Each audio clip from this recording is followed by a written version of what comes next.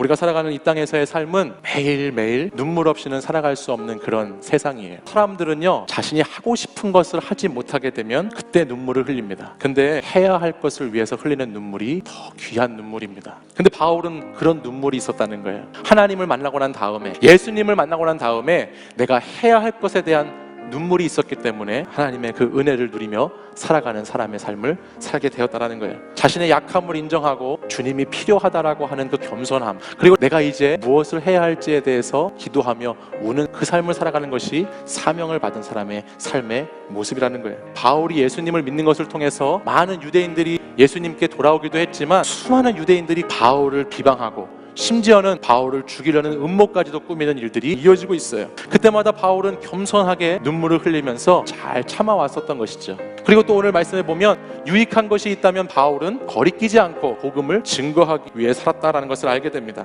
우리는 때로 대중 앞에서는 참 잘 신앙생활 하는 것 같은데 개인과 가정과 작은 그룹들 안에서는 형편없는 모습을 보여줄 때가 있다는 것을 발견하게 될 때가 있어요. 또한 반대로 개인은 참 경건하다라고 하지만 사람들 앞에서 그 복음을 증거하는 것이 굉장히 거리껴지는 사람도 있습니다. 혼자일 때든지 사람들 앞에 있을 때든지 주님 앞에 있는 신앙의 모습을 가지고 살아가시는 여러분들이 되시길 바랍니다. 하나님께 나아가는 사람에게 있어서 자기가 달려갈 길, 사명, 복음, 이것이 하나로 연결돼서 살아가는 인생을 바울은 지금 살고 있다는 것입니다. 이 사명을 향해 달려가는 바울에게서 예수 그리스도의 모습이 보였어요. 예수님은 예루살렘에 왜 가실까요? 우리가 예수 그리스도의 부활과 생명으로 살아나기 위해서는 반드시 그 전에 십자가로 가는 길이 필요했기 때문에 예수님은 그 길을 우리를 위해 걸어가고 계시다라는 것입니다. 이 십자가의 복음의 은혜를 알았기 때문에 바울도 오늘 그 길이 결박과 환난의 길이지만 성령에 매여서 자기는 그 길을 달려가고 있다라고 고백하고 있습니다. 여러분에게 십자가는 구원받은 여러분들에게 주시는 하나님의 소망입니까? 십자가를 짊어지고 예수 그리스도로 옷 입고 살아가는 그리스도인들은 가장 먼저 하나님께 대한 회개가 있어야 합니다. 여러분들이 열심히 달려갔던 그 삶이 복음과는 전혀 무관한 삶을 살았다면 오늘 그것을 회개해야 한다라고 말씀하신다라는 거예요. 그리고 또 십자가는 예수 그리스도께 대한 믿음의 길입니다. 그분을 다시 우리의 삶의 주인으로 모시면서 흔들리지 않는 굳은 믿음을 가지고 살아가는 것이 십자가를 가지고 있는 사람들의 삶의 모습이라는 것이죠. 각자의 삶 속에서 저마다 지워주시는 십자가가 있다라는 것을 생각해 보았어요. 그 십자가가 어떤 것이든지 바울처럼 예수님처럼 겸손과 눈물로 치고 나갈 때 그곳에 그 십자가 너머에 있는 부활이 주시는